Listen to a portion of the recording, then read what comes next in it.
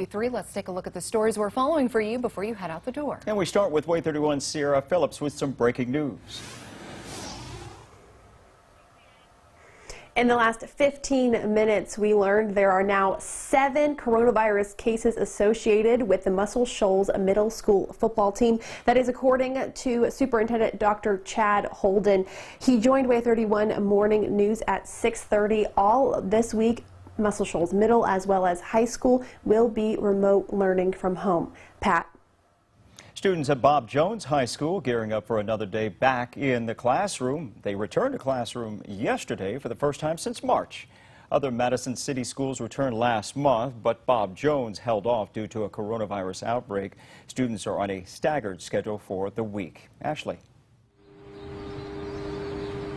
One local group is setting up voting assistance sites here at the Madison County Courthouse throughout the week to get as many people registered to vote as they can before the deadline.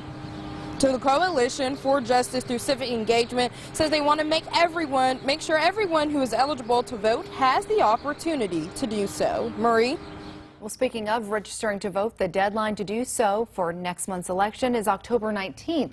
The deadline to apply for an absentee ballot, October 29th, and the last day to postmark that ballot is November 2nd. Pat? Here in North Alabama, you'll not only see candidates on the ballot come November 3rd, you'll also see a number of state constitutional amendments. And one of those is Amendment 4. That amendment could remove racist language from the state's constitution. If passed, it would authorize a process to make revisions. They would then be considered in 2022 by lawmakers and then by voters. And just about an hour from now, senators will start the second day of hearings for Supreme Court nominee Judge Amy Coney Barrett. Judge Barrett is set to take questions from senators today. We learned Senator Lindsey Graham set a business meeting for Thursday, that is to vote on Barrett's nomination.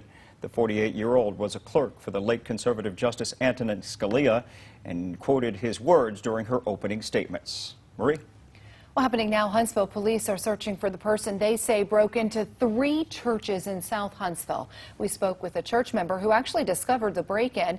He called police and viewed the church's surveillance cameras, which caught the suspect in action. Here's a look at that video right now.